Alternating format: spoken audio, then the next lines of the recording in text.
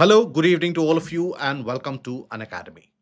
Welcome to the Conquer Prelims session for Environment Ecology, where today we are going to cover the updates in the current affairs of environment and ecology for the year 2026. Now, in our previous Conquer Prelims video, we have covered in detail the environment ecology current affairs for the year 2025 from January to December 2025.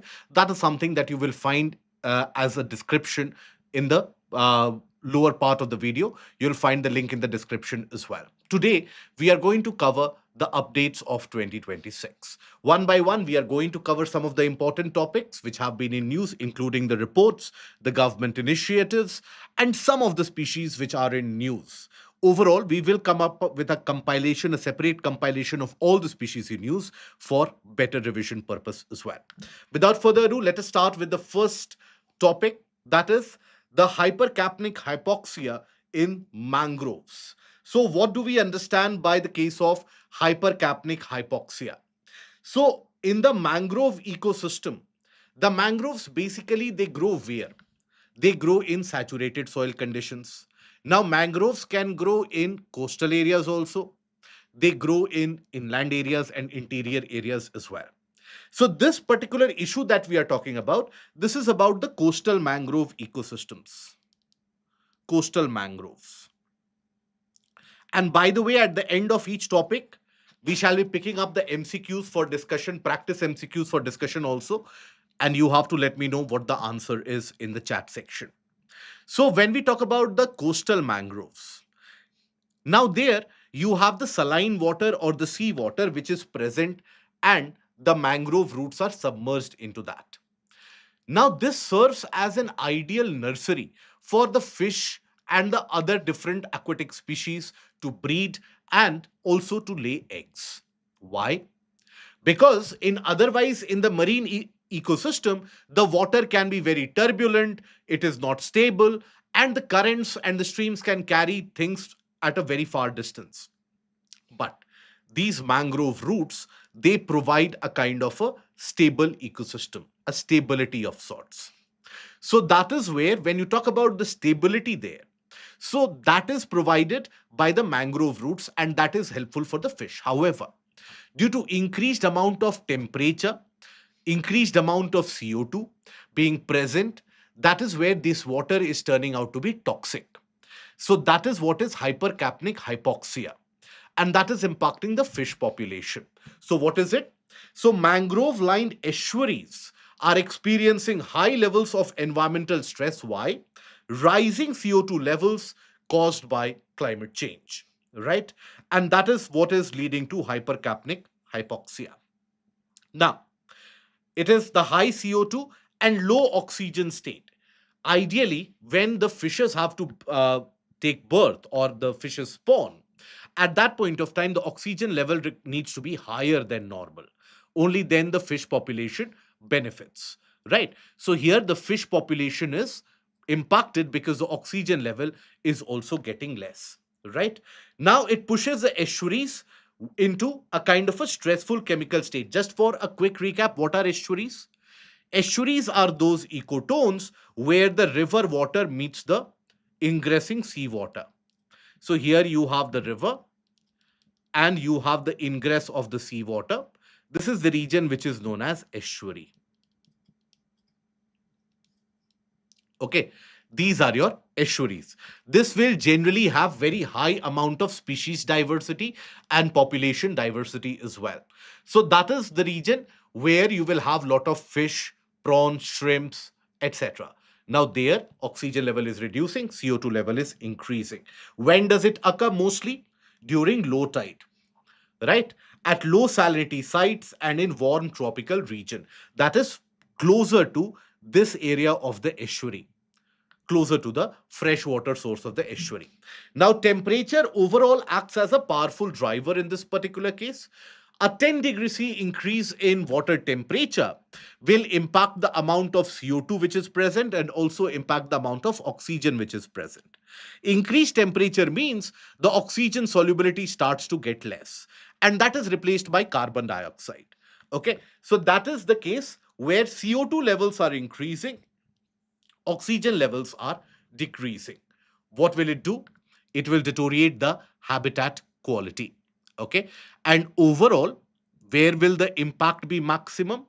In the low latitude regions of the world, where the diversity of the mangroves is also very high. It is in those low latitude areas that you will find this impact. Now, it threatens the fish nurseries and reduces the biodiversity and habitat quality for the fish. Let us take a look at the MCQ. Which of the following conditions correctly characterizes hypercapnic hypoxia in the mangrove lined estuaries? Do let me know. What is the correct answer? It is a straightforward, simple question, right? So, high oxygen and high CO2 levels occurring during high tide, low CO2 and low oxygen levels at high salinity sites, high CO2 and low oxygen levels occurring most frequently during low tide, high oxygen levels driven by 10 degrees Celsius decrease in water temperature. So, clear cut answer for this, it will be C. C is the correct answer for this. Okay. Now, before we move ahead to the next topic, an announcement for all of you. Unacademy Platinum aims to solve multiple issues which are generally faced in online medium of education. Generally, when you are a part of any online method of education, there is a reluctance in order to follow the entire syllabus. Oftentimes, there are too many distractions.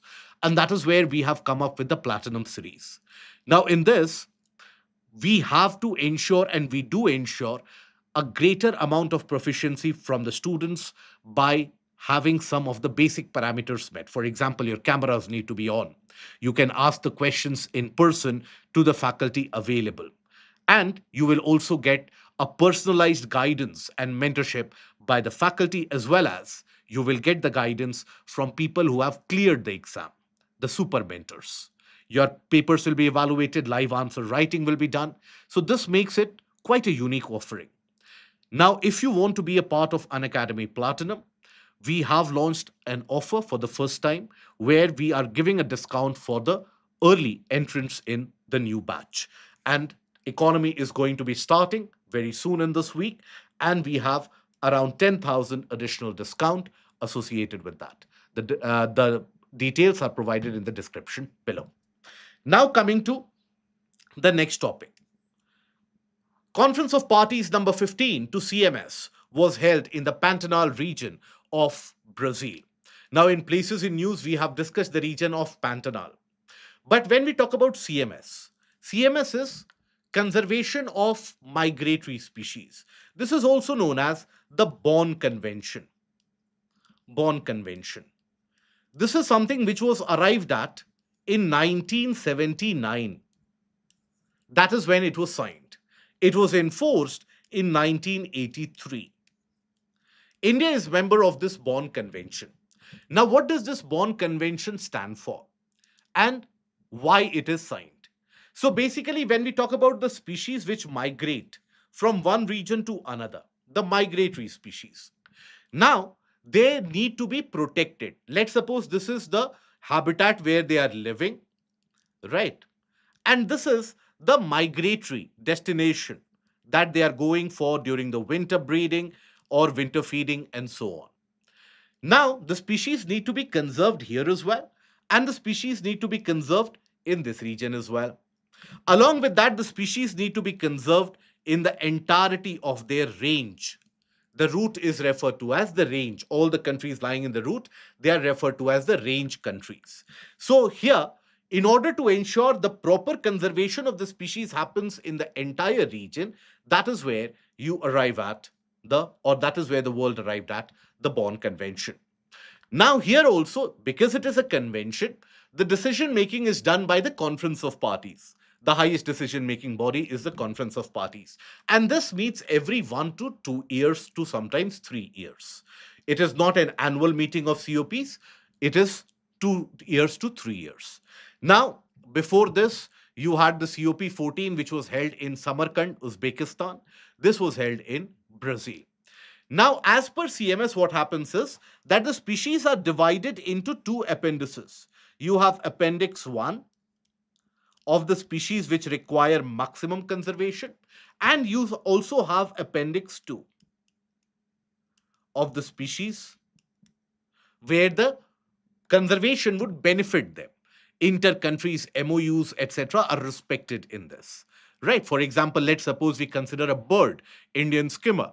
Now, Indian skimmer is something which moves from India to Bangladesh. India and Bangladesh can arrive at a MOU also for the conservation of Indian skimmer. Right? So, those kind of species will be put under Appendix 2. Okay, so that is why the species are divided into Appendix 1 and Appendix 2, migratory species overall. Now, one of the preconceived misconception, so to say, that the students have is that migratory species means only birds. That is wrong. Migratory species can be terrestrial species as well, can be aquatic species as well, and obviously can be the avian species or the bird species as well. Right? Various different types of species have been known to migrate. For example, humpback whale is one of those migratory species also. Now, what was the outcome of the COP 15?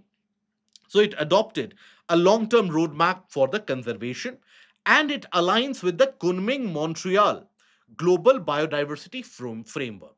So, a quick recap of the Kunming Montreal Global Biodiversity Framework. When was it arrived? It was arrived at COP 15 to Convention on Biological Diversity. Okay, that is when it was arrived at. It aims at conservation of the biodiversity and overall the species under biodiversity. Now it had its own set of goals, for example, requiring to bring 30% of the overall area of the planet under conservation by 2030, reducing human induced extinction, reducing the impact of invasive alien species by 50% by the year 2030, ensuring that land degradation is controlled, ensuring that private partnership or private financing is also deployed. Under the Kunming Montreal Global Biodiversity Framework, various different countries are required to submit their biodiversity targets. So, this is where India has also declared its own biodiversity target, something that we are going to discuss shortly. Now, it emphasizes on habitat connectivity, reducing threats, and species recovery programs. There have been certain species who have recovered substantially, and for example, Bontebok is one of those. Now, there the conversation has been there in CBD as well, in CMS as well. We'll take a look into those. Now, several species were added to CMS Appendix 1 and 2. Inclusions are snow leopard, great bustard, migratory shark, manta rays, and even the some of the bird species. Okay, so snow leopard is one of those animals which is in a lot of news for the past year and a half. For your examination, what you need to know: the conservation status. What is the conservation status of, as per IUCN, of snow leopard? Snow leopard is put under vulnerable category, right? Snow leopard is vulnerable, right? So that is something you have to keep in mind. It is vulnerable. Then great Indian bustard is in which category? Great Indian bustard is in critically endangered category. Okay, so both of them you have to keep in mind, they have been added. Now, other than that, you have the migratory sharks and so on. Now, snow leopard, this time, please ensure that when you are talking about the region, or if a question is asked about snow leopard, you also have to be aware about the range countries. Where is it that the snow leopard is found? Okay, so which are the countries where you find snow leopard? Snow leopard population. Snow leopard population overall is found in around 12 countries. Okay, so for example, the Indian subcontinent, so you have India, Nepal, Bhutan, right? Then you have China, then you have Pakistan, then you have Afghanistan, okay? Then you have Mongolia, then after that, you have Russia, then the Central Asian republics, that is Kyrgyzstan, Kazakhstan, Uzbekistan, and Tajikistan. Right? So, how many of them are there? You have 3, 4, 5, 6, 7, 8, 9, 10, 11, and 12. These are the 12 countries where you generally find the population of snow leopard. Yes, the trick is to remember this because it is a high altitude uh, species which is found in higher altitudes. So that is where you will find that this particular snow leopard will be present in those areas where you have higher mountains. Turkmenistan is not one of those countries which has got the presence of high altitude mountains, as we have seen in the case of even our mapping sessions, that Turkmenistan doesn't have the high altitude ecosystem. Tajikistan, the Pamir knots are there, Fedchenko Glacier is there. So it has got the high altitude ecosystems as well. Now, there is a declaration associated with the conservation of snow leopard. Now, that declaration is also important for your exam, and that is your Bishkek Declaration. Bishkek Declaration. Okay. India also celebrated an awareness program for snow leopard, and that is 23 by 23 program. So all these are associated with snow leopard because of the amount and the frequency for which it has been in use. It becomes relevant automatically for your exams. Now, here another initiative which is in news was praised here, and that is the Central Asian Mammals Initiative or the CAMI program. So, what is this Central Asian Mammals Initiative? We'll take a look into it. So, what this CAMI program has done, it has enhanced the conservation efforts of the migratory mammals in Central Asia. Focus on transboundary habitats, human wildlife conflict management, and climate resilience as well. So, this CAMI initiative launched in 2014 under the CMS. So, statement can be framed that CAMI initiative was launched in COP 15. No, it was launched way back in 2014 itself. Framework to conserve 17 migratory species, mammal species across the 14 Central Asian countries. Habitat fragmentation, poaching, and other issues are targeted under the CAMI program. Now, here, the flyways were also discussed in the COP 15, and you had some of the flyways which were given greater amount of stress to. So, here, Central Asian flyway was talked about under being increased amount of risk. So, this Central Asian flyway, right? So that is under increased amount of risk. Also, West Asian East African flyway is also something which was talked about. So these flyways, they also become important for your prelims. Which are the flyways? What you can take into notice is that the flyways which pass through Indian subcontinent. So you basically have East Asian, Australasian, Central Asian, and West Asian East African flyway. These are the three flyways which will be relevant for your prelims. Okay. Then the MCQ associated with it, a simple one. Which species were notably added to the CMS appendices 1 and 2 following COP 15 to strengthen international legal protection? Straightforward question. The answer in this is snow leopard and great Indian bustard. Okay. However, there was a leading discussion about striped hyena as well in this COP. Okay, so striped hyena also was in news. We will discuss striped hyena also. Okay. By the way, amongst this, all the options, you will observe many of the critically endangered species. This is a critically endangered species, right? Which are the other critically endangered species that you can spot? Here, you will also find the case of the African penguin. African penguin is also critically endangered. Where do you find African penguin in?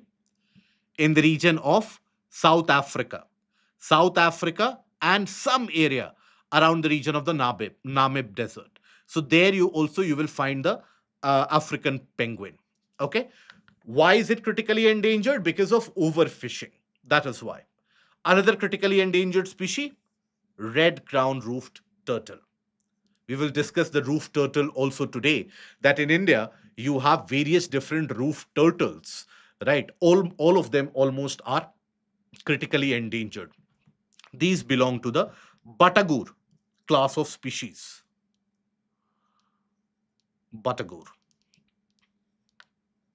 Okay. So you have three important Batagur species in Indian rivers. Almost all of them are critically endangered. When we talk about Indian soft shell turtle, this was also caught in the smuggling net in Delhi NCR in the region of Noida. It is a substantially large turtle species. It was in news. It is endangered. It is not critically endangered. Now, this is the red crown roof turtle. The red crown roof turtle that was in news. Now, this is also to be found in the same area where Bactrian camel also we will discuss today. Bactrian camel was in news because of the fact that it was a part of the Republic Day ceremony. That is why Bactrian camel becomes important this year. So we will take a look at Bactrian camel also in this session itself. Now, red crown roof turtle, by the way, is also to be found in the Chambal River basin, where you have the Gharial population, right? So, when we talk about the case of this red crown roof turtle, this is again a freshwater ecosystem species. India hosts basically a rich diversity of riverine turtles. So, you have the critically endangered Batagur kachuga, northern river terrapin, that is Batagur baska, and you also have three striped roof turtle, that is Batagur dongoka. All the three Batagur species you'll find are critically endangered, right? Along with the Indian soft shell turtle, this is something you find in the Ganga river system. Okay. Now, when we talk about the case of Batagur Kachuga overall, less than 1,000 adults exist in the wild, found in the Ganga River basin, and major threats are inbreeding, as well as the case of adverse climatic condition, which pushes these turtle species into a condition of stress, then riverine pollution, bycatch sometimes, due to which the population has been declining. So here the species prefers flowing river water bordered by high sandbanks. Okay, that is where the species will be there. Rocky outcrops and sand edges, that is where you will find these turtle species to be basking in the sun as well. Nesting occurs in the month of March when females emerge in selected dry elevated sandbanks and they excavate a chamber and lay around 15 to 20 eggs, right? All the turtle species, they are known to be digging that sand, a kind of a sand pit, and lay a large amount of eggs as well. Okay. Now, it is not an invasive species. Red crown roof turtle is not an invasive species. You are confusing it with red eared slider turtle. There is a different turtle species, that is a red eared slider turtle, which basically has got sharp claws. That is an invasive alien species in India, which has been introduced from the region of South America. This is an indigenous or a local species, right? It is important for us to conserve this species. Red eared slider turtle, generally imported into India for aesthetic purposes, and then as they grow larger, they are basically released into the wild. And that is where, with the sharp claws, they damage other turtles' shells, and many of the other turtles they die. So that is where they have taken up over the pond ecosystems. Red-eared slider turtles generally don't prefer the flowing water ecosystem. They prefer stagnant water, freshwater ecosystem like ponds and lakes. So they have taken over them in large amounts from southern part of India all the way till the region around Chandigarh. They have been found to be present. That is red-eared slider turtle. This is red crown roof turtle. Both of them are mightily different. Okay. Other than India, this species is also to be found in Bangladesh and Nepal. Other turtle species of the Batagur category is the northern river terrapin. Here, this kind of a question can also be asked, that northern river terrapin is a species of fish, bats, mammals, like that. Okay, so you have to be aware that it is a turtle species, freshwater turtle species that we are talking about. Where do you find them to be present in? You'll find them to be present in the region of Sundarbans. Okay. In the deltaic stretches. Deltaic stretches. Now, what is the conservation status? Critically endangered. Okay. Then you have the Batagur dongoka. Batagur dongoka is the three-striped roof turtle. Observe the stripes on the shell. These are your stripes on the shell. So that is Batagur dongoka. This is to be found in which area? This is to be found in the region of the Brahmaputra river basin. Brahmaputra basin. Conservation status, again, critically endangered. Okay, so Batagur Kachuga, Batagur Baska, as well as the case of Batagur Dongoka. All the three of them are the freshwater river or the freshwater uh, flowing river turtle species, and all of them are critically endangered. Now, in the region of Chambal, you will find at least one or two of them. In the Chambal River system, you will also find another critically endangered species, that is Gharial, right? The alligator species, that is the Gharial species. Now, regarding the red crown roof turtle, which of the statements is correct? Classified as vulnerable as per the IUCN Red List, found primarily in the Brahmaputra River basin. Females lay eggs in March on elevated sandbanks. It prefers stagnant water bodies with no current. This is a simple question. So, which is found in Brahmaputra River basin? Batagur Dongoka, right? So here the answer is C. The months of breeding months are basically the month of March. Okay. Then High Seas Treaty was in news. High Seas Treaty was basically, it came into force. That is why it is in news. This is also what has been referred to as BBNJ, or Biodiversity Beyond National Jurisdiction, for the conservation of species in the high seas. Now, what do we mean by the region of the high seas? As per the declaration or as per the definition of UNCLOS, you will find that basically when we talk about the division of the water body, the coastal water, now from the shoreline, which is considered to be the baseline, up till around 12 nautical miles, that is considered to be the territorial sea. This is your territorial waters. Okay, it is considered to be the part of the national space itself. So national airspace, as you can expect, exists up till here. Next 12 nautical miles is your contiguous zone, but beyond this only, the international airspace starts immediately beyond this 12 nautical miles. Okay, now beyond the territorial sea and territorial zone, up till a distance of 200 nautical miles from the shoreline, you basically have the exclusive economic zone. Okay, that is your EEZ, exclusive economic zone. Where many of the students commit mistake is that where does this EEZ exist? EEZ, the marking of the 200 nautical miles starts from the baseline, from the shoreline. Okay, now beyond this exclusive economic zone is the region that is your high seas. Okay, this is the area which is where the species are being hunted, the large amount of species are impacted. There is another aspect or another terminology that you need to be aware about. That is the region where the continental shelf ends. Beyond that, you have the region which is referred to as the area. So the area basically starts where you have the end of the continental shelf. Okay, so oftentimes you will find that the area is also referred to as the case of the high seas. It is not always the case, but in most of the cases, it is true. Where it is not always the case, let's suppose you are talking about the Sumatran coastline. Now, in that, the continental shelf is very narrow. So, in that case, the area will begin lot earlier. Okay, the Andean coastline, the western coast of South America, continental shelf ends quite early because of the steep coastal land feature.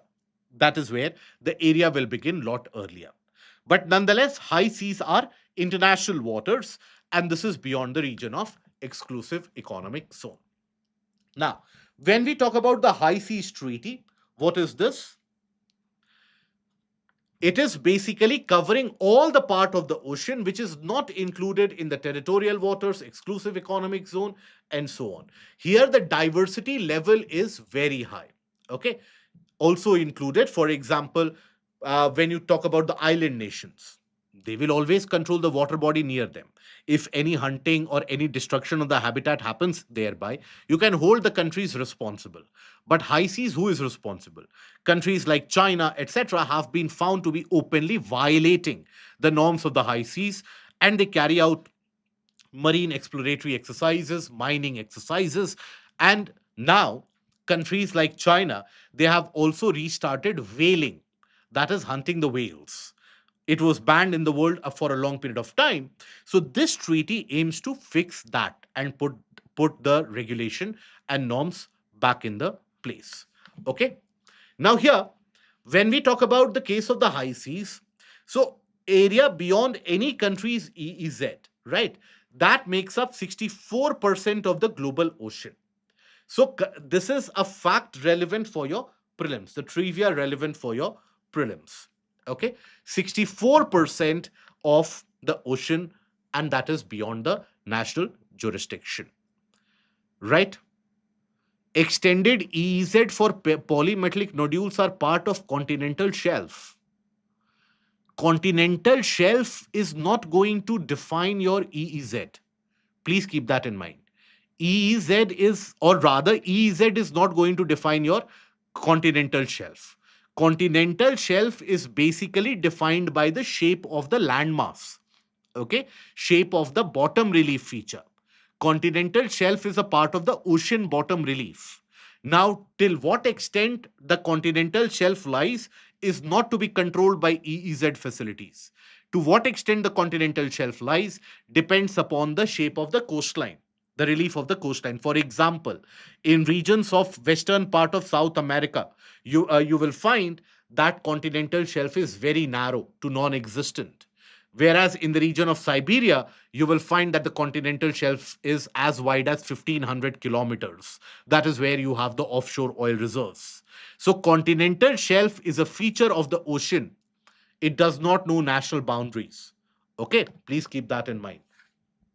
Now, then the treaty text was finalized way back in 2023 itself and adopted by UN in 2023. It is the first legally binding global treaty for the conservation of species in the high seas.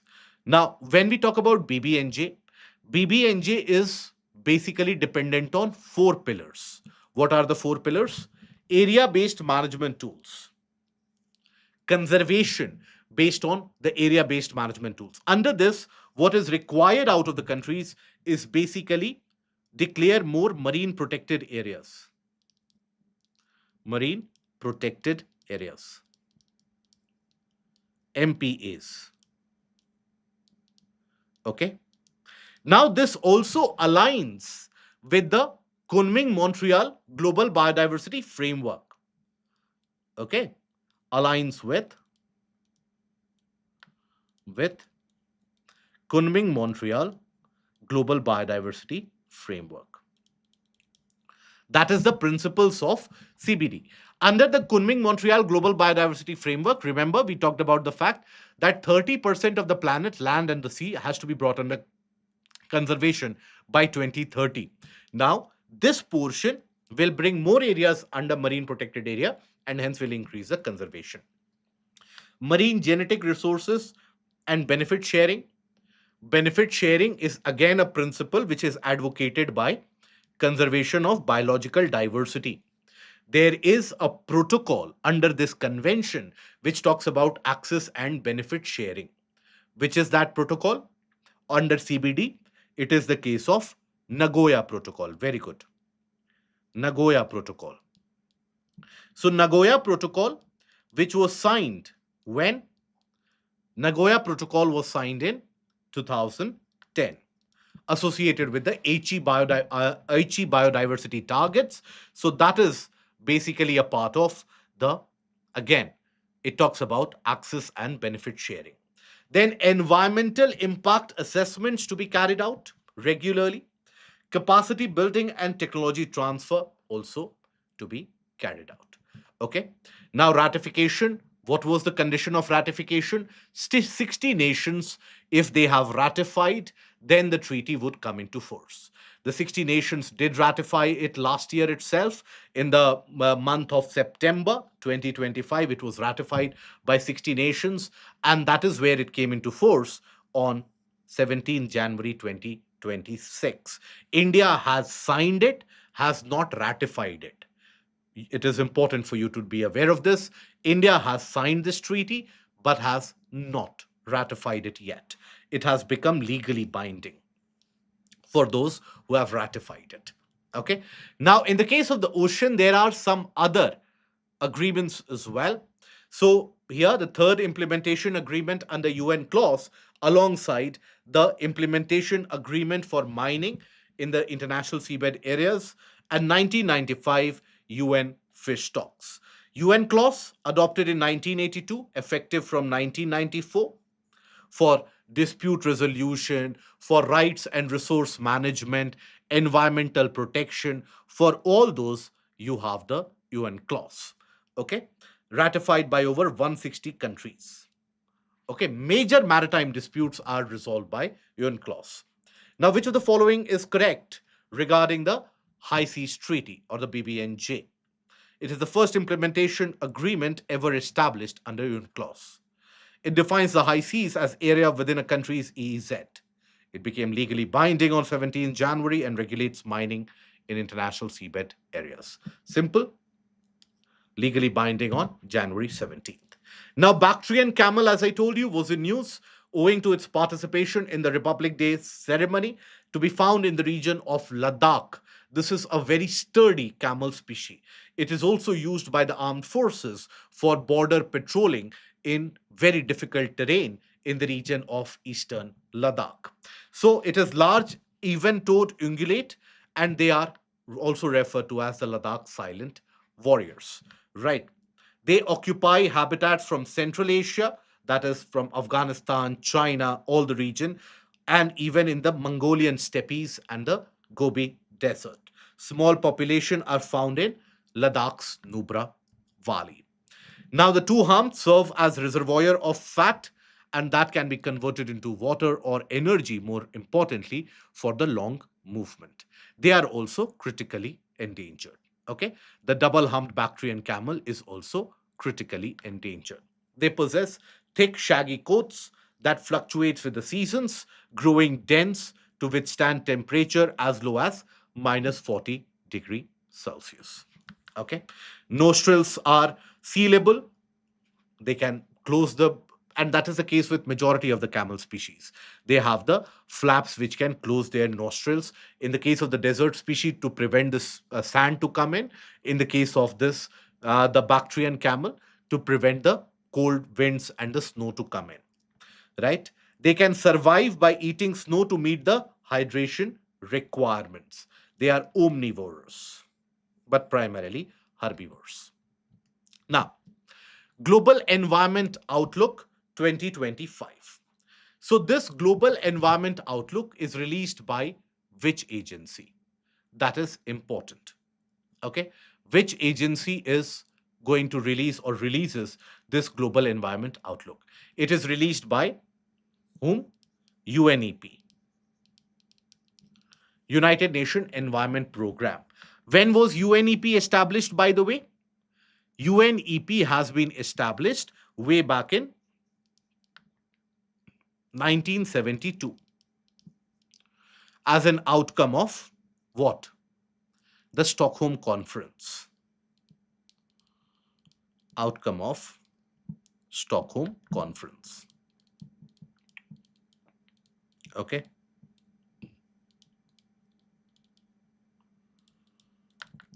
So that is the case of the UNEP. So UNEP comes up with the Global Environment Outlook. What is this Global Environment Outlook? It basically talks about the case of the environmental stresses which are faced, the various different stress factors which are associated in the environmental condition. So, it has released, the UNEP has released the seventh edition of Global Environment Outlook in Nairobi, and it is a part of the adoption of Agenda 21. Agenda 21, remember, was the part of the three documents, famous three documents released as per the Rio Summit. Rio Summit in 1992, when you talk about the Rio Summit of 1992, Rio Summit of 1992 is associated with three conventions and three documents. Three documents and three conventions. Okay. All of you are aware about or would be aware about the three conventions. You have the Framework Convention on Climate Change, CBD, Convention on Biological Diversity, and United Nations Convention to Combat Desertification. Whereas when we talk about the three documents, what are those three documents? One is the case of the Rio Declaration. UPSC has asked a PYQ associated with that. This is your Rio Declaration, talking about conserving the species and managing the ecosystem. Then you have Agenda 21, talking about sustained developmental practices, understanding the threats to the ecosystem. And then, other than that, you also have the forest principle. Very good. Forest principle. Okay. Now, which is the funding agency for these three conventions? Let me know in the comment section which is the funding agency for these three conventions. Now, here, the last global environment outlook was provided in the past decade itself. Correct. It is GEF, Global Environment Facility, which is the funding agency. Now, here, the key crux of this particular global environment outlook has been that climate change, loss of biodiversity, pollution, land degradation, all of them are interrelated to each other. They are not acting in an isolated manner. All of them are convergent and they are acting together. Okay. They together threaten human health, food, energy, or water security, livelihoods, and they amplify inequality and impact the harmful communities. How? So, or why has this happened? This has primarily been attributed to the change in population, the decreasing forest cover. Now, in many areas, what we have experienced, including India, is that the population has rapidly been increasing. As the population has been increasing, so will the pollution characteristics, so will the climate aspects, and so will be the degradation of the overall habitat as well.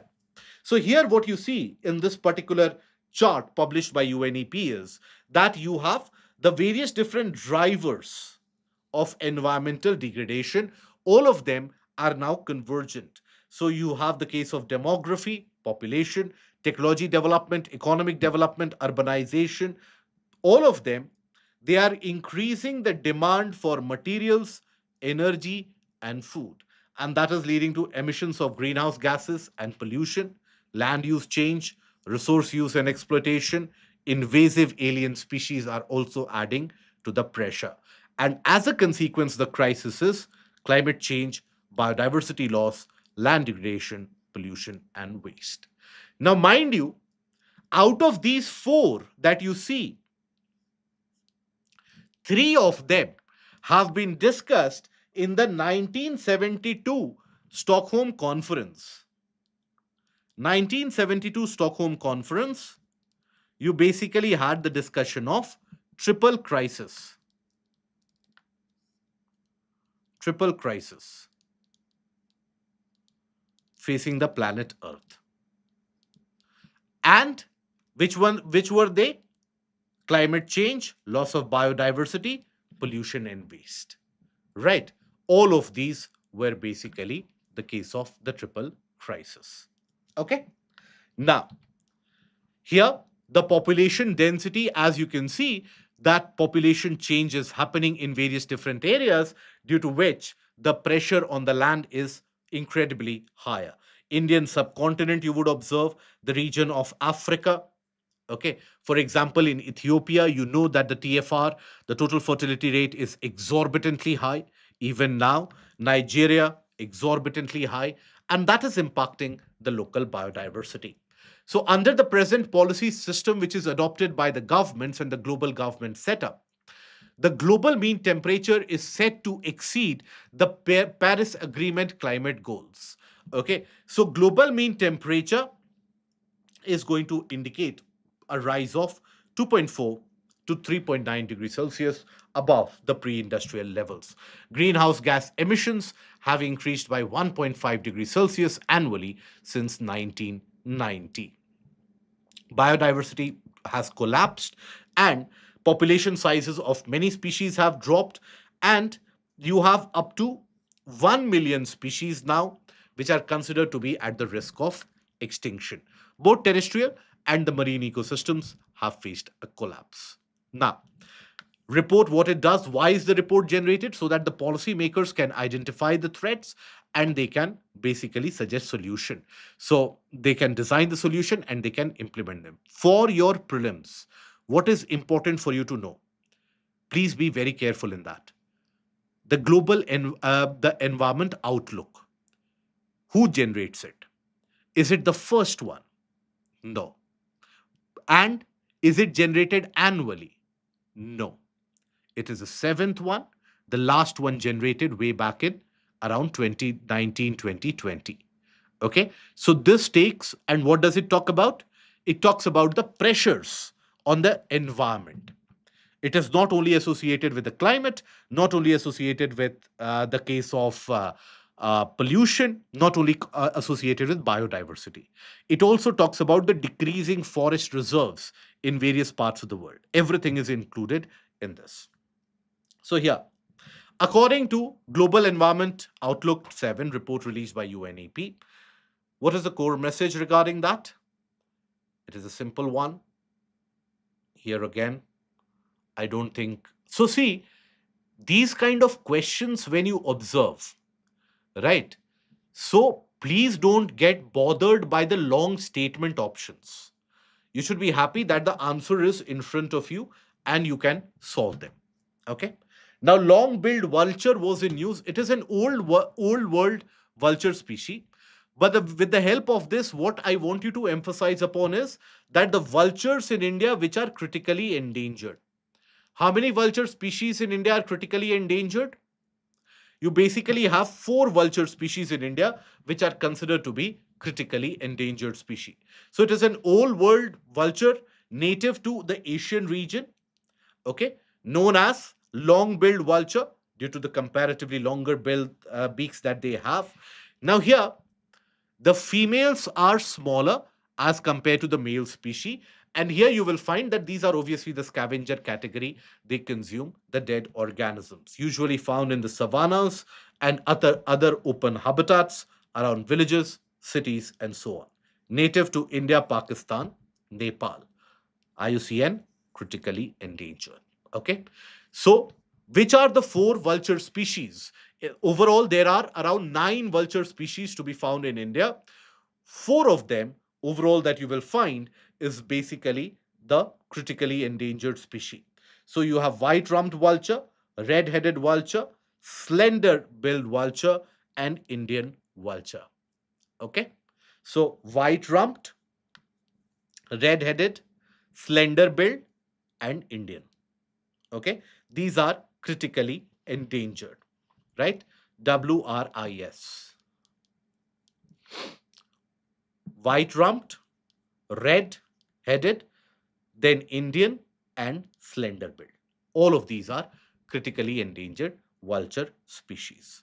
Okay, now Finn's weaver bird was also in news, because when we talk about the Finn's weaver bird, to be found mostly in the Tarai region, the Tarai belt, they have been disappearing.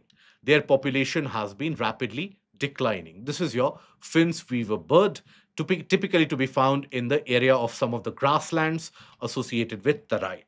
Okay, so they are disappearing from the marshy lowlands of the Tarai region. Now they are known as Finns baya or yellow beaver as well.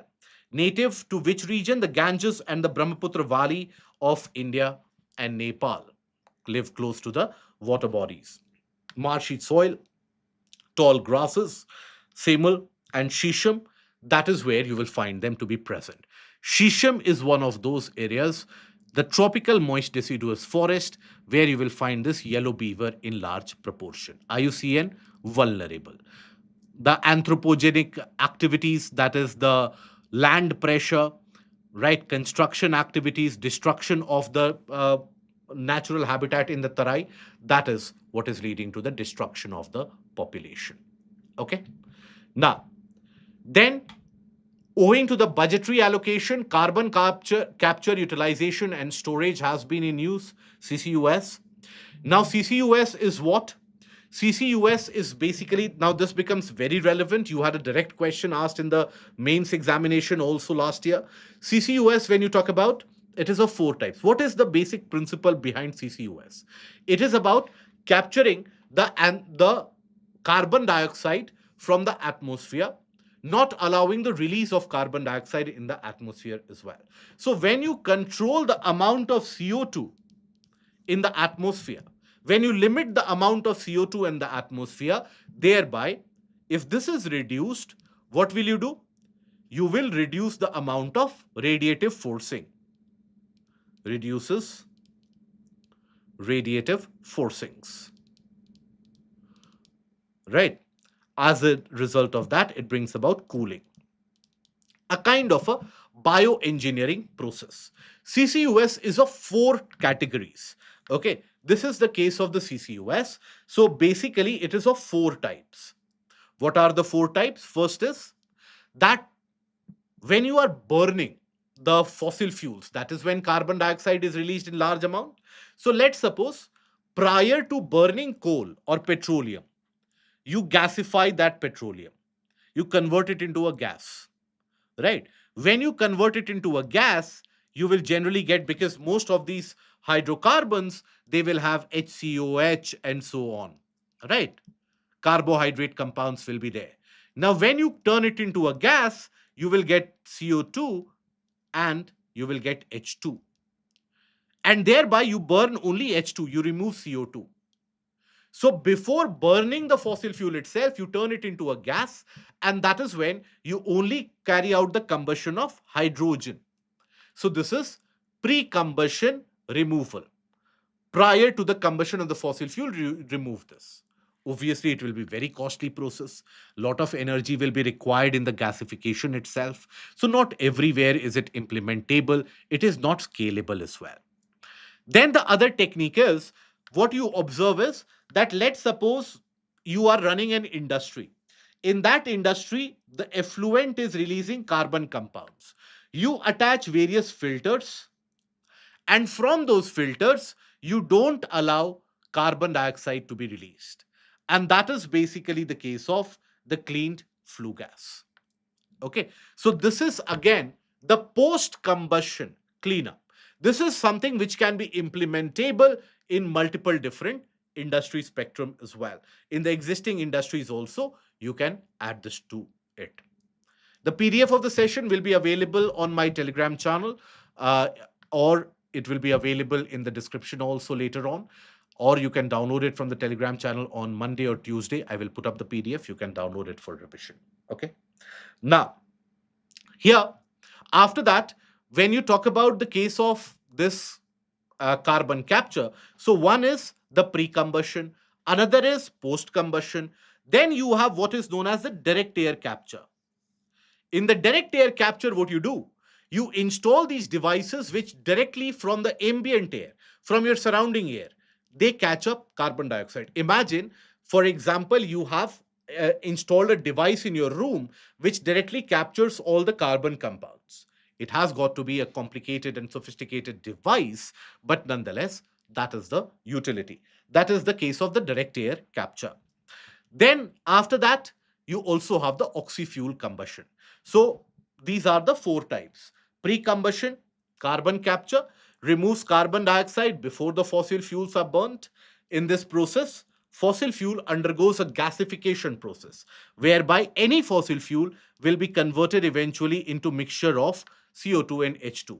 This you remove, removal is done, and this combustion is carried out to produce energy. When hydrogen is basically combusted, then you have production of H2O, water, right? Then, since CO2 produced in pre-combustion is higher in concentration, CO2 removal is more efficient. Then you have post-combustion. This is easily implementable in larger number of industries. By the way, let me ask you a question. What is the carbon known as which is released from the industrial processes? There is a name associated with that carbon.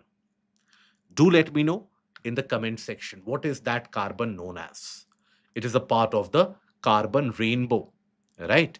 You have various different carbon types. So you have green carbon, teal carbon, blue carbon, all of them, they are basically a part of the carbon absorbed, right? What is the carbon associated with the release from industries? Do let me know in the comment section. And black carbon is not the answer for that. Black carbon is the answer for burning of fossil fuels. Okay, so it is not the answer. That is why it is a trick question. And this is something which can be asked in the exam. Okay, let me know in the comment section. Now, then direct air capture. Direct air capture is what? Remove CO2 from ambient air instead of only at the various stationary points. This direct air capture has the ability to remove the legacy carbon dioxide. That is the historical emission of CO2 can also be removed by this direct air capture. Okay. Then you have another method, that is oxy-fuel combustion. What is oxy-fuel combustion? In this, basically, the fuel is burnt in pure oxygen, producing CO2 and steam. Now, even after this stage, the post-combustion carbon capture needs to be carried out. Post-combustion carbon capture needs to be carried out. Is needed. Okay. Correct. That is known as gray carbon. Brown carbon is associated with burning of biomass. Okay. Now, another one I want an answer to in the comment section is, what do we refer to as red carbon? What is associated with red carbon? Think about it and let me know. Till that point of time, take a look at the practice question. Regarding different methods of carbon capture, consider the following statements. Pre-combustion capture involves gasifying fuel into a mixture of hydrogen and CO2 before burning. Post-combustion capture is the most widely used industrial method and typically occurs at exhaust stream. Direct air capture technology is unique because it can remove CO2 that was emitted in the past from the ambient air. Oxy-fuel combustion burns fuel in a mixture of nitrogen and oxygen to produce easily capturable CO2. So here, what is the correct answer in this case?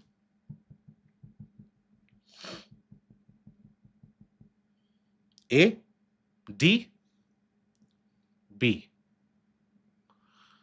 The correct answer in this, so first statement is correct, right? So is the second and the third statement. Fourth statement is wrong here because of the term nitrogen. Nitrogen is not used. Okay, nitrogen and oxygen will not lead to the complete burning. So that is why this is incorrect. So the correct answer is going to be B. That is 1, 2, and 3. Then there were changes in the regulations and legislation. That is the Plastic Waste Management Rules 2026. The changes have been brought about. Now, by the way, next week we are going to come up with a compilation video of all the environmental legislations. One stop revision for all of you. For example, the changes in the Forest Conservation Act, the changes in the solid waste management rules, etc., that we are going to discuss, the Biodiversity Act, wetland rules, the Wildlife Protection Act, what is the 2023 amendment of the Wildlife Protection Act, the changes in the number of schedules that are there, which is associated with the plant, etc. That is something which is going to be, we are going to have a session next week. And I will inform that in the Telegram group. And that is something you can take a look into. COPs, all the COPs, you will already a video has been done. You'll find the link to that also, right? All the COPs, we have already done the case. All the environmental COPs, all the climate COPs from 1995 till the way to 2025, Berlin to Belém. That is also something which has been done. Okay, all of this I have already put out on the group, so you can take a look into that, or I will add it on into the description box so that you can access from there also. Okay, now there have been changes in the plastic waste management rules associated with the EPR norms.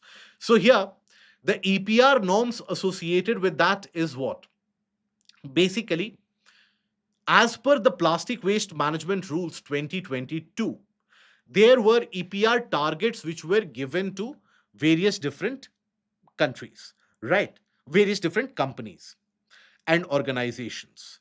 EPR is what? Extended Producer Responsibility, right? EPR stands for making the producer responsible. This is your Extended Producer Responsibility. Okay.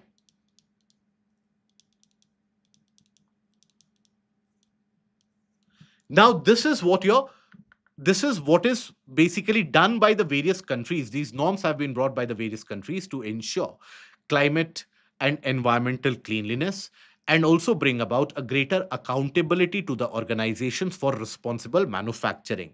If the organizations are spending money in order to treat the waste, now that means in the future they will be encouraged to go for such kind of a manufacturing where the waste is not generated so much. Plastic waste is massive. Now, the plastic waste management rules 2022, that brought about tradable EPR certificates. Okay, certificates. Where if as an organization you are carrying out waste management, right? Let's suppose you are carrying out the waste management of plastic waste, etc. Now, after the local authorities have verified that, you will be issued a certificate, right? Now, that certificate, you can use it for your own target fulfilling, or you can trade it in the commodities market as well. That provides for increased market mechanism, increased efficiency, job creation, value addition in the sector, and that is beneficial overall. So that is something which is associated with the Plastic Waste Management Rules 2022. Under this, you had the phased EPR targets which were given to the organizations. Phased EPR targets were given to the organizations. Now, how and when do these organizations, or what was the basic criteria? That you initially had lesser amount of target, increase and further increase, right? For example, if let's suppose you are preparing for civil services, in the first day someone tells you read the Hindu newspaper. After a month, they will tell you, along with the Hindu newspaper, pick up one GS paper as well. After 3 months, they will tell you two GS papers along with the newspaper. After 5 months, they will tell you, pick up the optional as well. So you scale it up, you phase it up, right? So that is the case with or that was the norm associated with the plastic waste management rules. Okay. Now, what happens with the candidates when you give them that scaled process or the scaled targets? That you are told to read the Hindu newspaper plus one GS paper, I am not able to complete Hindu newspaper itself. Right. So, regardless of the scaling of the target or the phasing of the target, we are unable to fulfill the targets. So, what do? I can't prosecute you. I will ease the targets. So, that is the same norm which has been applied here. The government had given the companies the target. If you don't fulfill the target, there will be a penalty. The companies, just like UPSC candidates, they turned up and said, we are unable to fulfill the target. You see what you can do. And what did the government do? It basically relaxed the norms that, okay, fair enough. If you're not able to fulfill the target, what else can we do? We will not prosecute you immediately, but then please ensure that in the future you meet the targets. I hope the UPSC candidates are able to associate with this. Right. So these were initially the changes brought about in 2022. In 2026, there is a category wise target associated of reuse as well. And then there is relaxation of the target also. So basically, when we talk about the case of the target as per the old rules, when the EPR regime came into force, producers, importers, brand owners, all of them, they were required to collect and process plastic waste. 35% of the plastic that they introduced in the market in 21-22, 70% was the target requirement for 22-23, and 100% by 24-25. Now they are unable to fulfill that. So what is done? It is relaxed.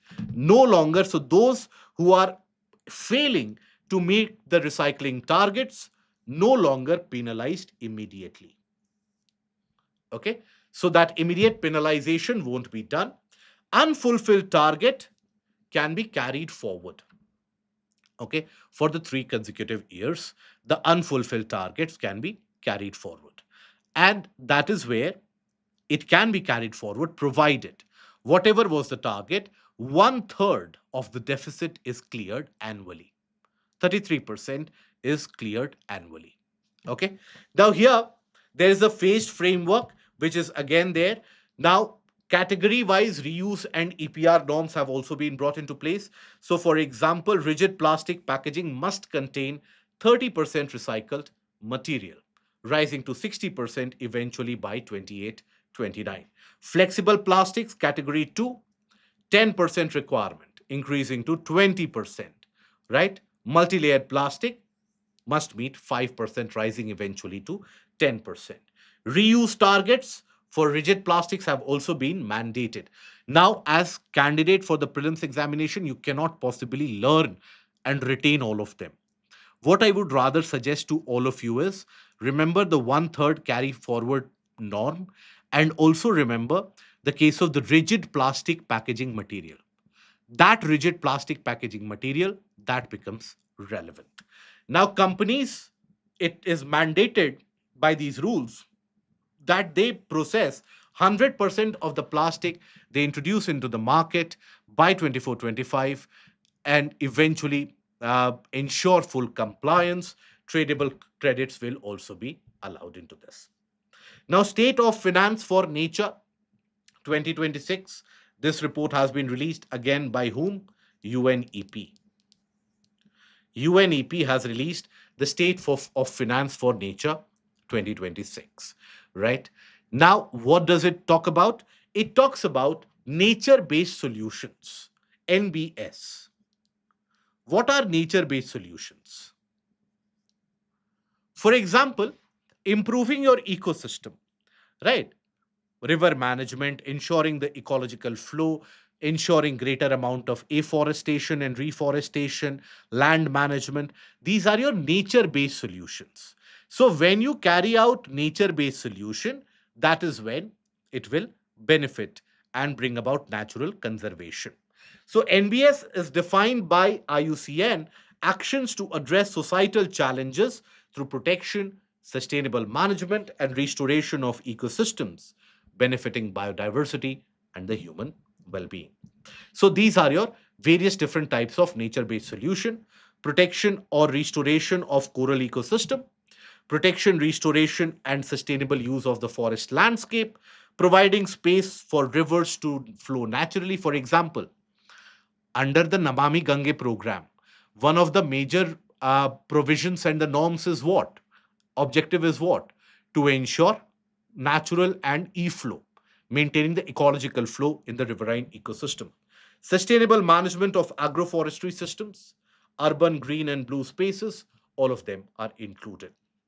Now, the key finding. Here, For every $1 investment in conservation of environment, $30 is spent in various activities that actually destroy the environment. Okay, so that is the overall proportion. Okay, so for example, and also another finding is that in the case of environmental conservation, private funding is abysmally low. It is the public funding which is done by the governments, that is very high. Private funding is very, very low. So when we say for every $1 for environment conservation, $30 are spent in destruction of environment, what do we mean by that? So for example, fossil fuel, you provide subsidies on the fuel, right? For everywhere there is a demand that provide more subsidies to the fuel should be available on a cheaper price. When you provide subsidies on fuel, you are in a way encouraging the combustion of that fuel. That will again lead to greater amount of release, right? Agriculture, now, here, support that raises the price of output beyond even the market price, something that our MSP system also does. For example, in many of the cases, the MSP is quite higher as compared to the market price. Now, what it does, it basically pushes the farmer to grow those kind of crops which are not naturally suited to that area. For example, paddy cultivation in the region of northwestern part of India, Punjab, is one of those areas where paddy cultivation is carried out. Ideally, that region receives so less rainfall, millets, oil seeds could be grown, pulses could be grown, but paddy is grown. Why? Because of the subsidy which is provided, and that destroys the groundwater level and eventually leads to destruction of the ecosystem. Fisheries, right? Fuel subsidies for the fishing fleet. Now that leads to overfishing and also the destruction of the oceanic ecosystem. Underpricing of water and electricity, which is used for irrigation, due to which you have water logging, depletion of the groundwater. So, all these kind of money which is spent by the government, that leads to the long term damage of the ecosystem, construction, plastics, and so on. Now, what you find in this particular chart is the case of the stymied private investment.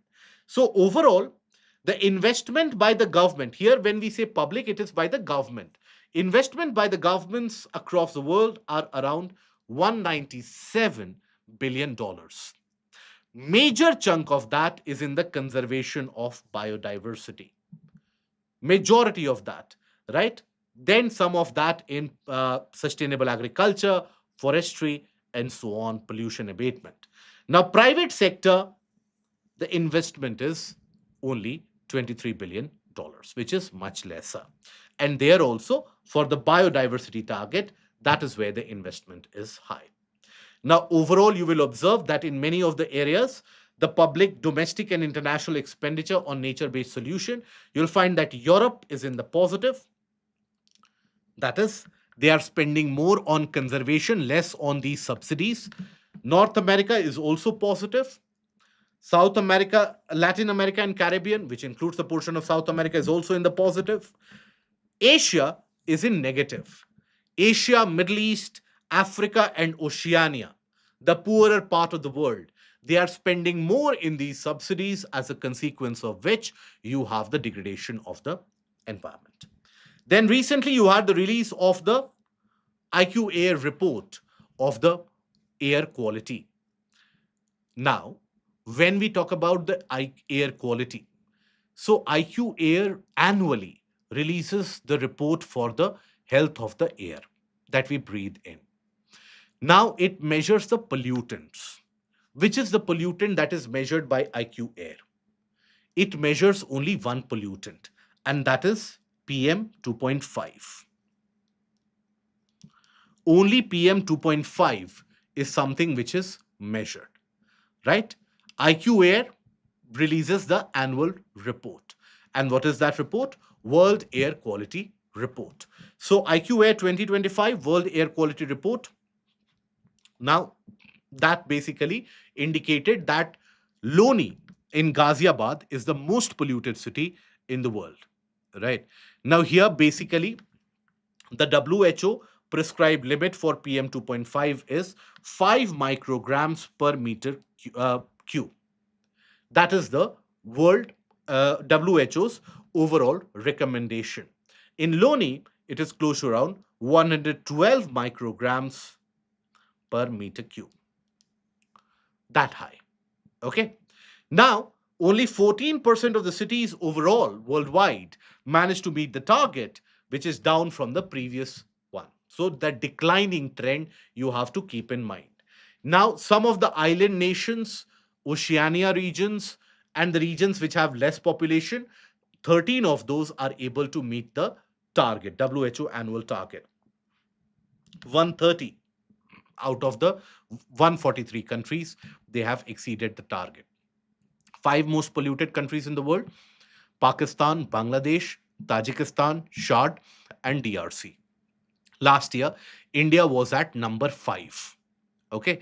This year, India is at number 6. Okay. So that is where India has had a slight improvement in comparison. And but that is again not a reason to celebrate, because the most polluted city is in India, Loni. Now, the world's 25 most polluted cities are in the three regions, that is India, Pakistan, and China. Now, reasons for very high pollution in Loni: you have geographical reasons as well as anthropogenic reasons. When we talk about the geographical reasons, what are the geographical reasons? You basically have the case of continentality, continentality, which means less rains. Then you have location, location, that is subtropics, higher temperature, dry condition, high temperature and dry. So the dust which is generated is very, very high. Okay. Other than that, anthropogenic, you have multiple factors. When we talk about anthropogenic, multiple factors. Which are those multiple factors? Construction debris, transportation dust, right? These are the vehicular emissions, etc. These are the major factors associated. Now, India is sixth most.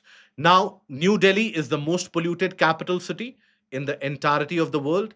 Now, India's population weighted average has a slight decrease, or a slight improvement rather. Now, 66 of the 100 most polluted cities are in India. This is the list, with Loni, Barnihat at the Assam Meghalaya border, Delhi, then Ghaziabad, and Ula. These are basically the 5 cities in the top 10 ranking of the world. Now, India has provided updated INDC as per the Paris Agreement. Paris Agreement. So, what you need to know for this in the prelims, for the prelims exam, it is important for the mains exam also this year. Chances of this question being asked in the mains examination is very high. That makes it very probable even for the prelims. So, what you need to know: what is the updated INDC target that India has submitted? Secondly, which are the government sector schemes associated with fulfilling that target? Right? What is the government doing? Which scheme? So those questions from those schemes can also be asked. That is how you prepare for the exam. That is the area management. Okay. So here basically, first of all, the INDC, this is NDC 3.0 that has been submitted by India for the period 2031 to 2035. Okay. Before this, India had submitted NDC 2.0 when? In December. NDC 2.0 was submitted in December 2021. That was as per in the COP 26 to UNFCCC, which was in Glasgow A question in the mains examination was asked associated with this NDC 2.0 as well. This was the Panchamrit goals that India submitted. Panchamrit goals. Now, here basically what are the quantitative targets? Reduce emission intensity of GDP by 47% as compared to 2005 levels. Right? Earlier it was around 45%, now by 47%. So emission intensity of the GDP, how will you reduce it? By using green fuel, right? Green hydrogen, green methane, green ammonia. That is where you will make it more eco-friendly. Achieve 60% installed power capacity from non-fossil fuel resources. Non-fossil fuel capacity has already reached 52% in our case. Now create additional 3.5 to 4 billion ton CO2 equivalent carbon sink via the forests and the tree cover. India is close to around 2.29 billion tons of CO2 sink already. So to upgrade it to 3.5 to 4.0. Now, other than that, the focus areas, expansion of renewable energy, battery storage system. Despite the fact that overall we have around 52.57% of the non-fossil fuel installed energy capacity, majority of them are not available regularly as reliable power or as peak power. Why?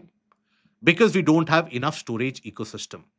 That is where you have the case of the battery PLI scheme, which has been announced by the government as well. Green energy corridors, cleaner energy production. Now, which are some of the government initiatives? National Green Hydrogen Mission, basically to make India a global hub for green hydrogen production. Andhra Pradesh is one of those where this is being carried out in large amount. Now, what is green hydrogen, by the way? Hydrogen which is produced by electrolysis of water. Electrolysis of water. Okay. Hydrogen which is basically carried out or created by this. But the energy for this process is from renewables. From renewable energy, you generate enough energy to create that electrolysis. Okay. So that is when it is known as the case of green hydrogen. Then the PM Surya Ghar for increasing the case of non-fossil fuel, Muft Bijli Yojana. So that is the case of the free rooftop solar electricity, which can be provided to the grid as well. Then PM Kusum, right? That is Kisan Urja Suraksha Evam Uttan Mahabhiyan. Solar pumps and decentralized solar plants would be used in this. PLI scheme for domestic manufacturing in solar PV and batteries as well. CCUS, which has been announced in the budget, all of this will increase the storage. Other key supporting schemes, Jal Jeevan Mission, National Mission on Sustainable Agriculture, MISTI scheme to increase the carbon sink because mangroves, tropical mangroves have the ability to secure more amount of carbon dioxide. So remember 3.5 to 4 billion tons of CO2 sink. So that is where MISTI scheme will come into place. Soil health card scheme, then the Krishi Sichai Yojana. Internationally, also, India has been partnering with multiple different governance initiatives, International Solar Alliance, Coalition for Disaster Resilient Infrastructure, Biofuel Alliance. Now, one of them that India signed in 2025, something that you have to keep in mind, is the Belém Forex Initiative. It was co sponsored by India and Brazil. This is to quadruple the use of alternative and sustainable fuel. Alternate, sustainable fuel. Okay. Then changes have been brought to solid waste management rules 2026 as well. Here, the change that you have to keep in mind is the case of the bulk producers, who are the bulk generators in the solid waste management rules. So, bulk generators have been targeted. Government installations, office spaces, they have primarily been targeted. So, here, Union Ministry of has basically notified the changes. Now it is in the form of the bulk generators. Now, bulk generators, who are bulk generators? Who have an area space of 20,000 square meters or more, water consumption of 40,000 liters per day or more, okay, generation of 100 kg per day waste or more. So, any of these criteria, if it is fulfilled, 20,000 square feet, 40,000 liters of water usage, or 100 kg of waste. So, large hotels, large establishment, institutes, educational institutes, all of them will fall into the category of bulk generator. Okay. Now, here they must ensure waste is collected, transported, and processed, and the segregation of solid waste is done in the four stages. So here, wet waste, that is the kitchen waste, food leftover, that will be categorized as the wet waste. Then dry waste, plastic, paper, metal, glass, sanitary waste, and the special care waste. That is medicine, e-waste, that is your separate category. Wet waste must be composted, right? Or sent, and dry waste sent to material recovery facility. Sanitary waste securely wrapped and stored, and special care waste handled to the relevant authority. So that is the case of waste segregation. Okay. Now, the rules, the changes in the 2026 rules, it also allows or empowers the bodies, let's suppose in the hilly areas or in the island regions, to protect themselves from over tourism. So there is a case of increased levy which can be charged from the tourists as well. And there is also a scenario whereby they can limit the number of tourists which can be allowed in these areas owing to the waste management problem. Landfills are now to be used only for the non recyclable, non energy recoverable waste which is generated. And a higher landfill fees will also be taken in. Now, extended bulk waste generator responsibility, just like the EPR. So, here, bulk generators must process the waste, the solid waste on site, the wet waste on site, or they should have a certificate that they are getting it processed somewhere. Now, there is a case of the refuse derived fuel, the RDF as well. So, to ensure circular economy, industries like cement industry, waste to energy industry, they have to increase RDF usage from 5% to 15%. What is RDF? For example, let's suppose the case of carbonaceous waste, right? The husks, the kernels from the corn, etc. Now, these carbonaceous waste, whenever you have a significant amount of carbonaceous waste, now this carbonaceous waste, basically, you carry out pyrolysis. That is, you carry out combustion in limited supply of oxygen or in the absence of oxygen. That is when you carry out pyrolysis. And when you carry out pyrolysis in this, obviously it will not burn completely. You will have the case of the pellets or a charcoal like substance. These are converted into pellets. Okay, pelletization is carried out. So that is your RDF, and that can be used in multiple small scale industries eventually, overall, for the better circular economy and fuel management as well.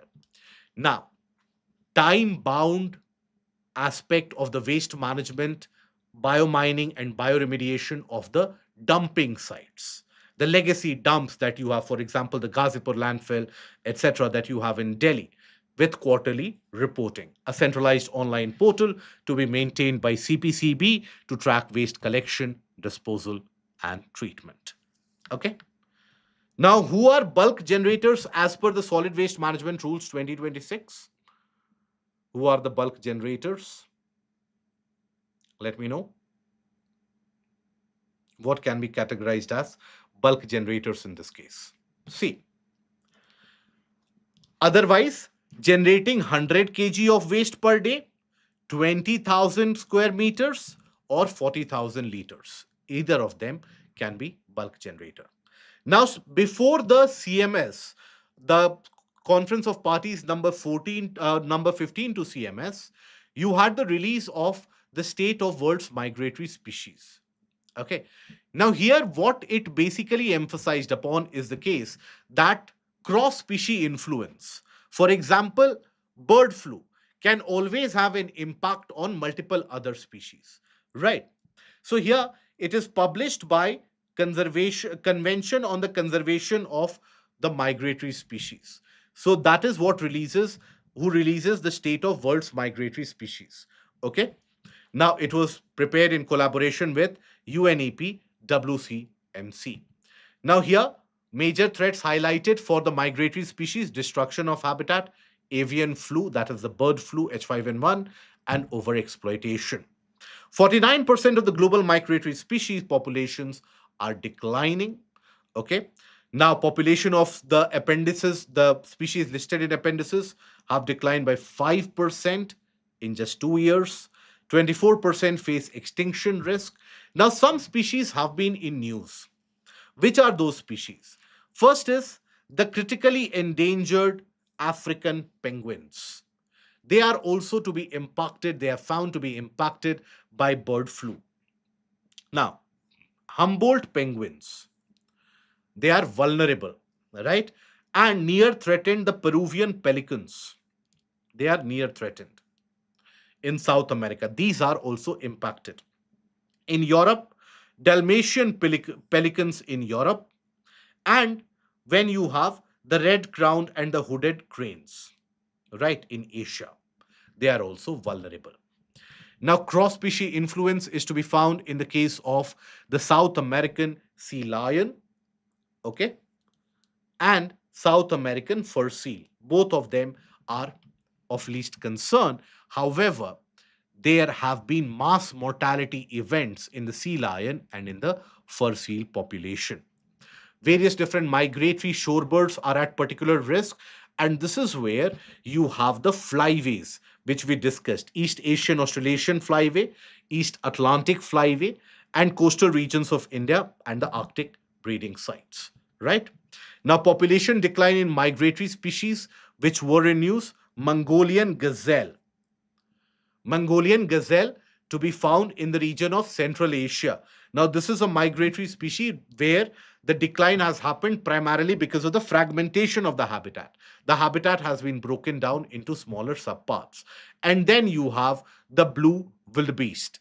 The blue wildebeest, the population has declined by a massive 75% due to the changes in the land use pattern. Okay, so these two species you retain. World Wildlife Day has been celebrated. When is World Wildlife Day celebrated?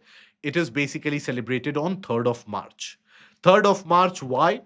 To basically commemorate the signing of CITES, Convention on International Trade in Endangered Species of Flora and Fauna. CITES was arrived in 1973, right? That is when the world came up with CITES.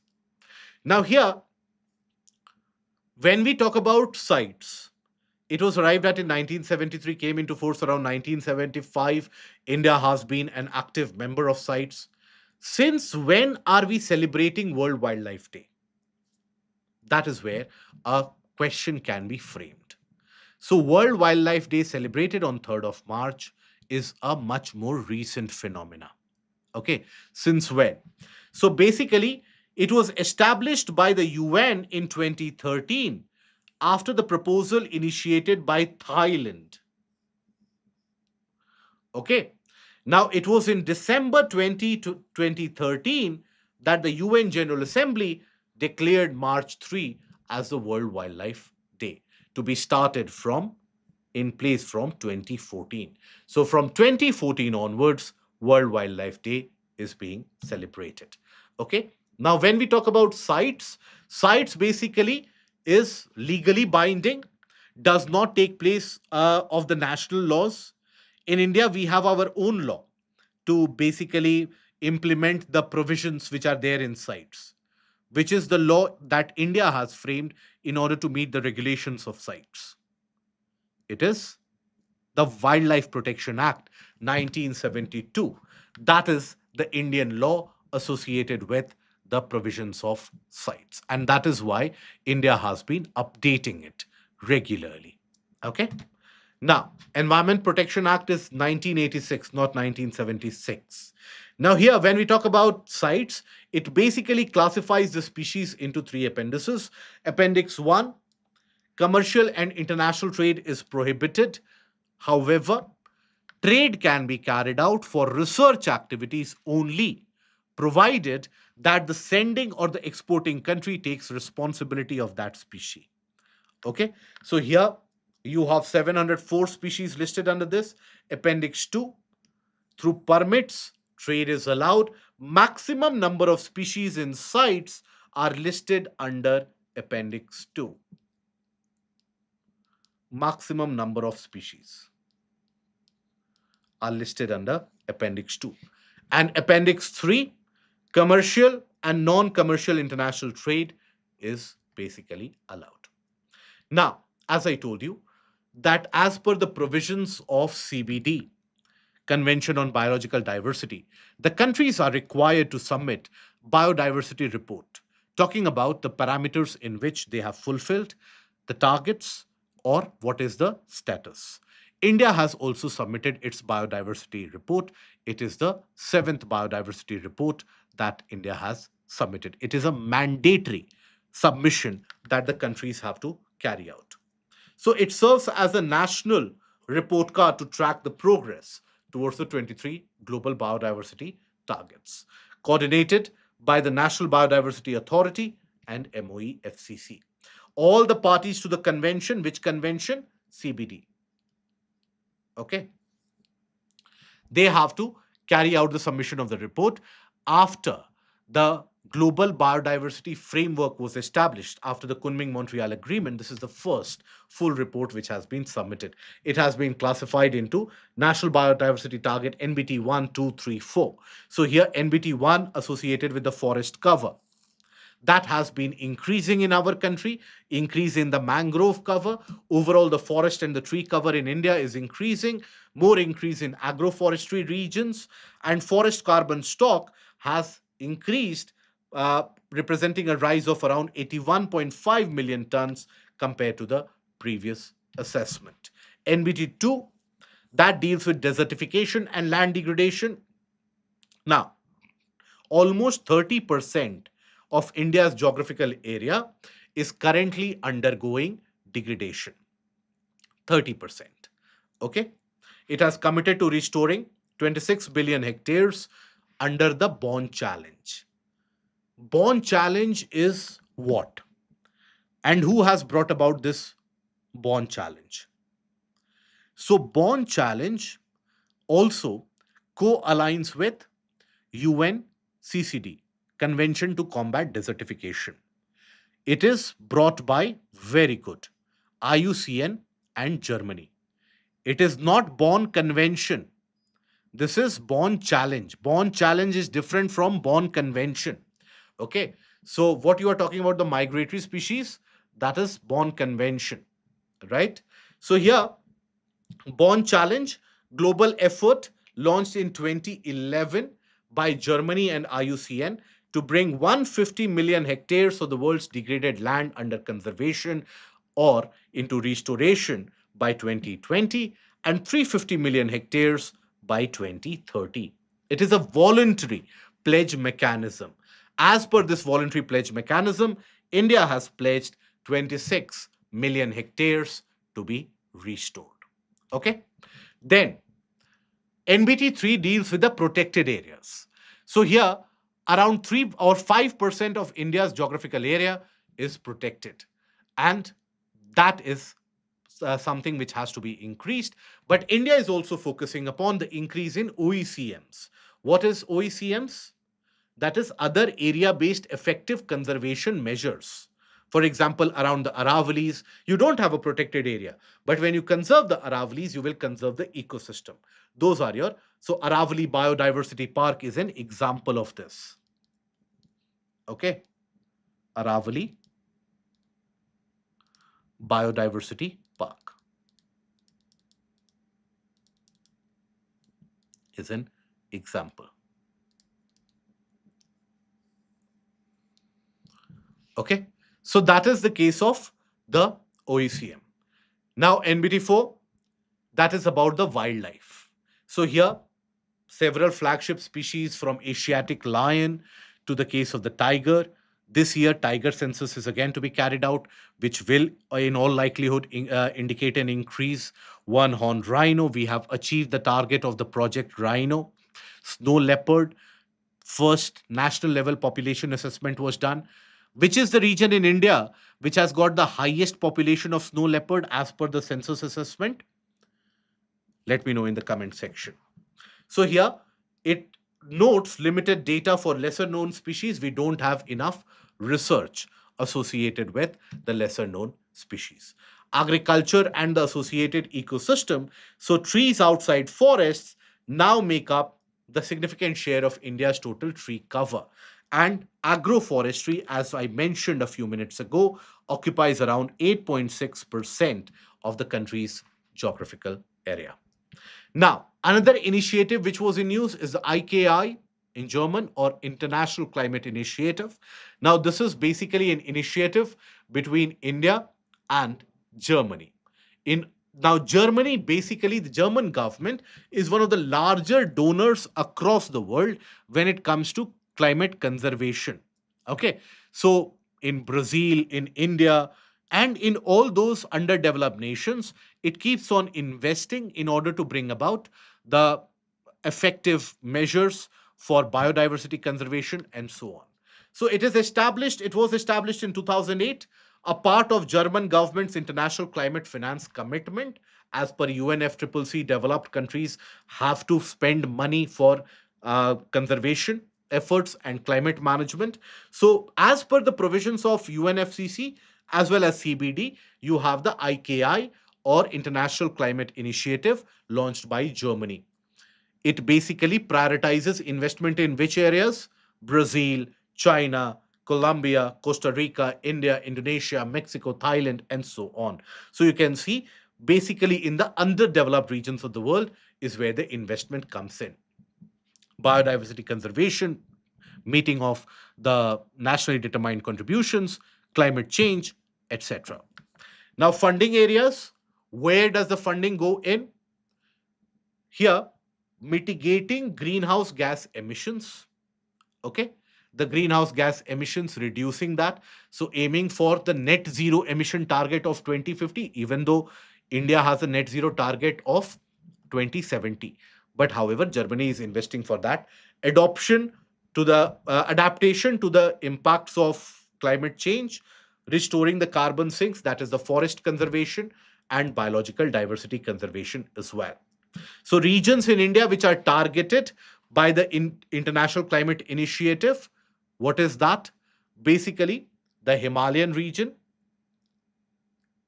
okay, threatened by glacial melt, landslides, and changing rainfall pattern, Western Ghats, Northeast India, island regions, and the lower Gangetic Plains. These are the areas which have been targeted as per the initiative.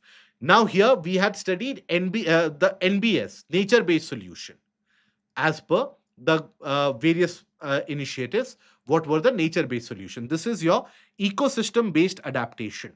What is ecosystem based adaptation?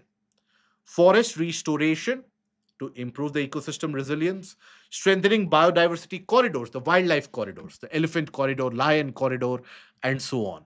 Flood and erosion control measures using the NBS, that is planting the trees on the sides, ensuring ecological flow, and so on. Groundwater recharge, community led resource management, all of these are part of this climate initiative. And this also brings to galvanize or aims to galvanize financing mechanisms, blended finance combining private and public capital, biodiversity credits, insurance based climate risk solutions as well. Now, the last topic that we are going to discuss for today is the case of the striped hyenas. Now, why are we discussing this? Because as I told you, striped hyenas were in a lot of news associated with even the CMS, Convention on Migratory Species, right? So, when we talk about the striped hyenas, so hyenas basically are of two categories. So, when we talk about striped hyenas, it is near threatened, right? But in certain areas, they are considered to be vulnerable as well. Bit smaller than the spotted hyenas, right? So here you can find the difference. This is like stripes like the tiger, spotted. They will have the spots like the leopard, right? So it inhabits the savannas, the grasslands, and the open woodlands. Mainly found in South Asia, India, Nepal, Afghanistan, North Africa, Sub Saharan Africa, Central Asia, and Western Asia. They are territorial creatures. They are they mark their territory, scent mark their territory, just like the case of the feline species as well. They are primarily scavengers. Okay. Now, adult striped hyena females are dominant and aggressive over the other females. IUCN Near Threatened and Wildlife Protection Act, Schedule 1. However, one thing you have to notice, they are considered to be solitary, but some social organization is to be witnessed. Now, one thing I would like to say here is that, see, we have discussed some of the species, but we have not managed to discuss all the species which have been in news for the past 1.5 years. For your complete prelims preparation, that is also important.